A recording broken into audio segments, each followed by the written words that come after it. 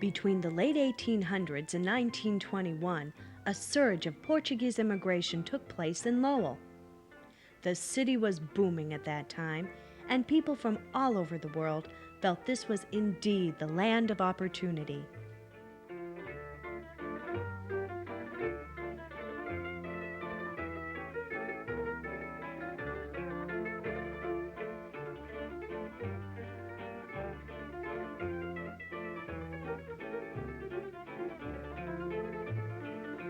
Although each immigrant has a story as individual as they are, the experiences of that time were all woven with a common thread.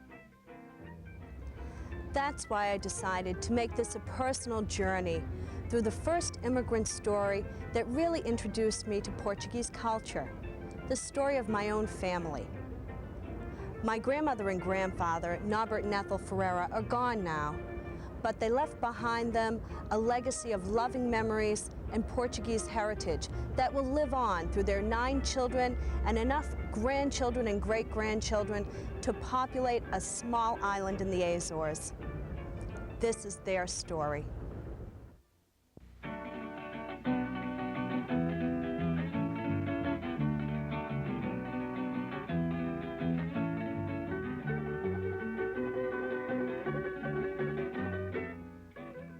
In 1903, my grandfather Norberto was born to Felisbert Ferreira and his wife Maria Nunes on the island of Madeira. The youngest of 9 children, he often helped his father, who was a boat builder. He and John Fallant grew up as friends in this tiny village. I come from Beau de Mar, a little small village. The ocean in the front and the mountains in the back. Oh yes, I know your grandparents, father and mother, and I used to go to school together. When Roberto was there, and I knew the house because it was a little ways from my house. But his house was on the side of the ocean. And those houses where Norberto's father used to live, I think the big ocean or something used to hit the houses all the time. So they had to throw the buildings down. Those days was no money. And my father used to catch fish. Sometimes they couldn't get rid of a fish. So my mother, sometimes 2-3 times a week, used to put a lot of fish in his head. She used to have a little thing there, put it right over the head. She walk up the hill. When she goes over there, change the fish for potatoes, cabbage, anything.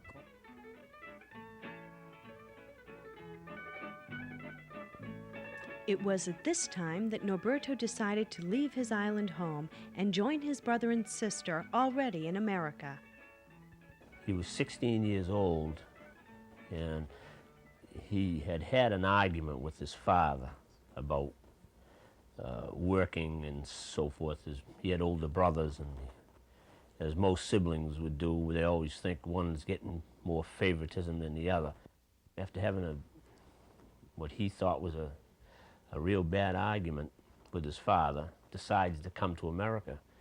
He's on the boat, and he just made up his mind to come here out of anger, I guess. Imagine Norberto's surprise to find his friend John was also setting sail at that time for the port of Boston. When I get 16, I thought I come to this country. So it was a ship was coming from Madeira Island to Boston.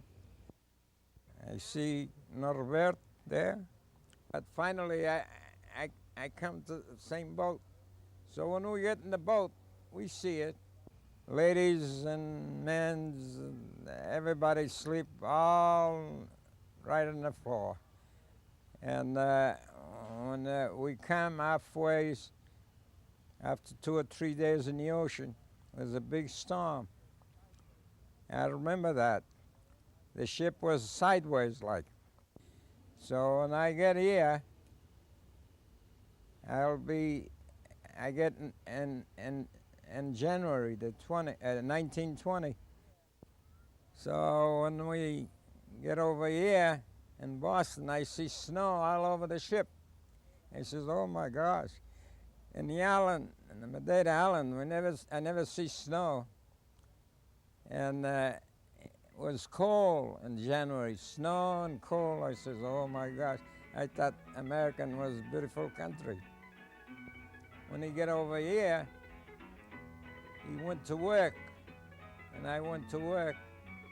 So we used to live in the Tremont years ago. He used to live with his brother and his wife. And I was with my sister. Then after a while, Norbert and I, we went to see Mr. Correa. He used to have a boarding house too next door. So I moved. So Norbert and I, we was glad because I had a good place. So we was friends all the time.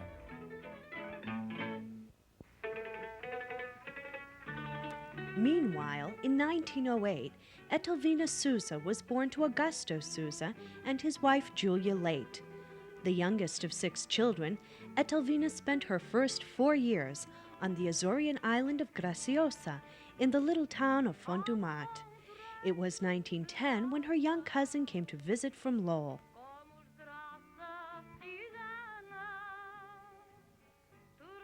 But the girls, they were right at the guys, which is the wharf, waiting for us because I guess they got reports that we were landing there because on ships. That ship, in fact, today now they land right at the wharf. But in them days, they still was way out. You'd have to go on boats to bring you in. Why, yeah, I think the week we landed there, I turned 5. That was 1910, March 1910. Your great-grandfather there, Best August, he had, in fact, they call him Mesht. Mesht is master.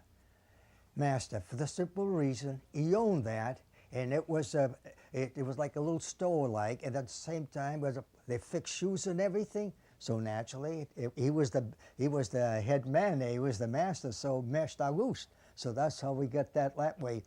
And then up just above the store, whatever, it was nice like a hallway. And they had dances there. Your great-grandfather, he had an orchard, all fig trees, apple trees, pear trees, yeah. And your grand-aunts, of course, when you figure 5 to 6 years old, sometimes they'd help me, put me up on the tree, shot trees, and there I'd be feeding on figs.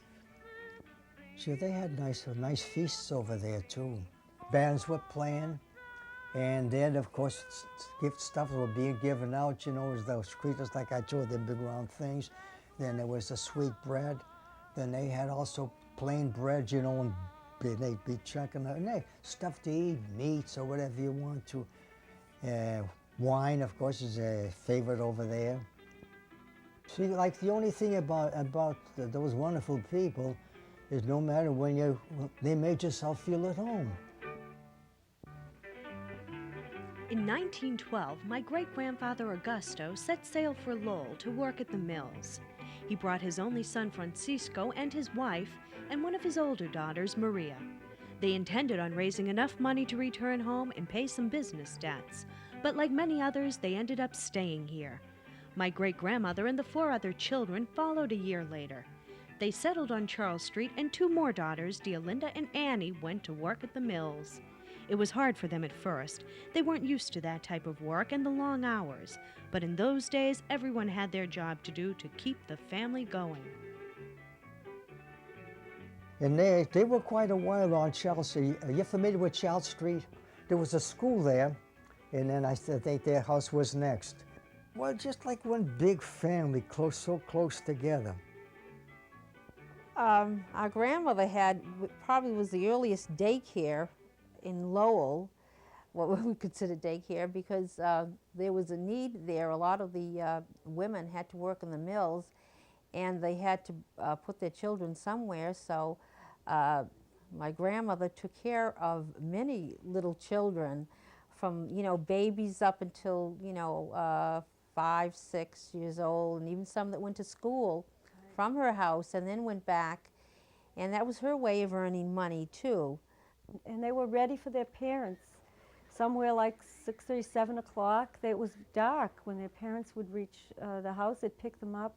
My mother was 4 years old when she came over to this country with her family and started school at Charles Street School, I think it was, and learned to speak English because, of course, she knew no English. Her sisters were in their teens, late teens, and of course her mother and father could speak no English. And she got to be the spokesperson at her young age. If they ever had to go to the doctors or stores or shopping, she had to go along and speak English and interpret for them. And you know, she grew up with her oldest sister, Phoebe. She did the sewing for the family, and the other girls, they worked in the mills. When my mother was a young girl, probably in the 20s, she was picked the one at home to, being the youngest and not working in the mills, to bring her sisters and her father at the time, who worked in the mills, their lunch. And my grandmother would cook very full course meals or hot meals, and they had these tall buckets that were made of steel or metal, and on the bottom would be a bowl of soup, and on top of that a plate with then potatoes and meat or chicken and a vegetable, and a plate on top of that, and it would be bread and butter and probably cheese, and on top of that would be fruit or dessert. Would be cake, homemade cookies, cakes, or rolls. And they ate very hearty because they had long days at the mill. The one thing they had to look forward to would be the dances and the little feasts from the church, Holy Ghost Sundays, and getting all dressed up.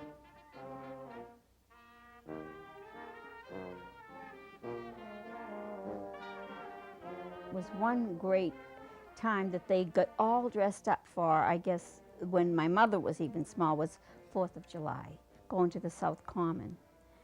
She spoke about that quite a bit because that was a big event. Everyone got dressed up. Everyone got like new clothes. Fireworks, and of course they also had dances all at the same time because that was a very big occasion. It was at a dance such as this where my grandfather Norberto met my grandmother Etelvina, or Ethel Souza. Of course, your grandmother was a beautiful looking girl. Everybody knew Norbert by the tie, a bow tie all the time. But he was to dress up good. He was a nice looking fellow. He was built good. Yeah. Now and then we never see Norbert for a while. But when I see him, he was already engaged. He says, "Hey, what are you going to do?" He says, "Oh, I got a beautiful girl." He says, I'm going to marry her. It took probably a few weeks, maybe a month or so before the wedding. This would be in the evening after supper. My mother and my father and my grandfather would go from house to house, whoever the families they wanted to the wedding, and would give them a personal invitation. On November 24th, 1928, Norberto and Ethel were married by Father Grillo at St. Anthony's Church in Lowell. Soon after, they started a family which blossomed to 9 children, 7 girls and 2 boys, including Julie, who passed away at just 18 and is fondly remembered by all her family. My mother had most of the children at home. 5 daughters that my father had, and we had that horrible hurricane, and my mother was expecting a child, a baby, and then after the hurricane was over, I remember the neighbors hollering, "We finally have lights, we have lights." So my father went out and he said, "I finally have a boy, finally have a son." But we had a good time on Charles Street. We would walk to Brockelman's every Friday with my father. We had a dog named Skipper, and we don't know how he knew it was Friday, because he would meet us down at Brockelman's every Friday and come back in the cab with us with all our groceries. It was really uncanny.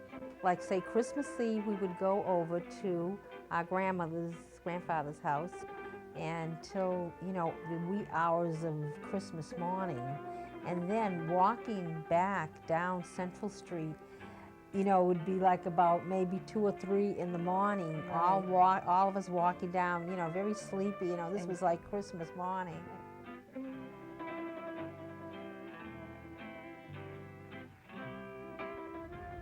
When my grandparents first bought their house on Robinson Street, it was in a total state of disrepair.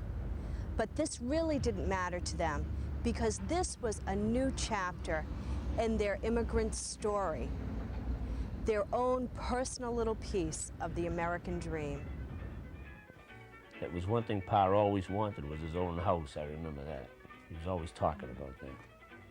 That was a big day in his life. I think that's why he never left that house.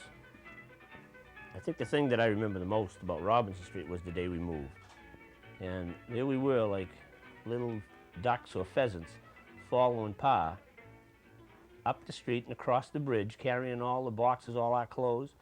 We spent, I think it was at least 2 days that I remember doing that.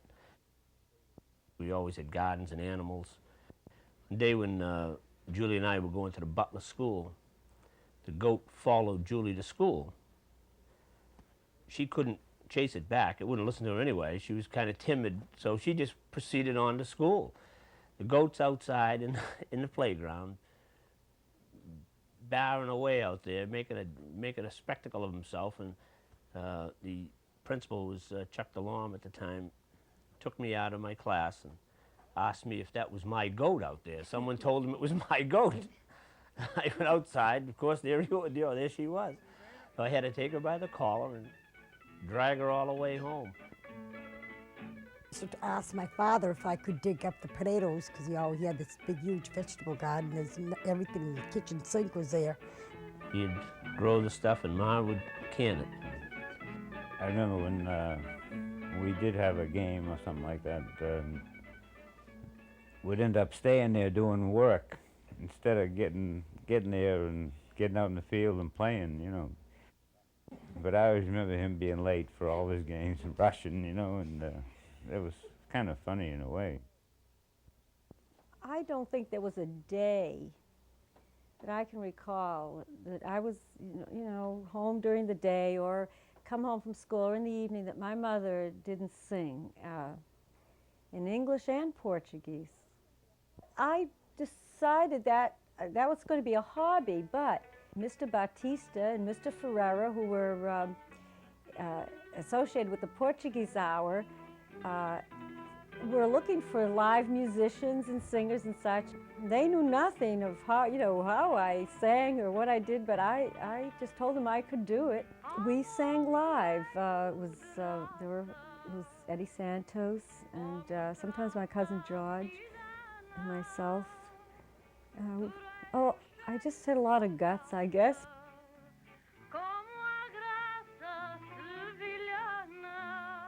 My father worked for the Boston Main Railroad, and about 2 or 3 times a year we'd take a trip into Nantasket, go by ferry, or else we would take a train to Wayland Park. And that was a big day, and we'd be up part of the night just getting ready, you know, because we'd be up bright and early in the morning to, you know, we'd have to get there early. It was an outing. It was the whole day, the whole family. It was a family outing. And we really looked forward to that every summer. Really did. I remember Pa coming home at night. He'd leave what he'd call his mallow. It'd be like a lunch bucket. If we came down the stairs, we knew Pa was home, because he had that mallow there, and he always managed to save a little something in there for us. Ma used to always give him a sweet. It was a little thoughtfulness on his part.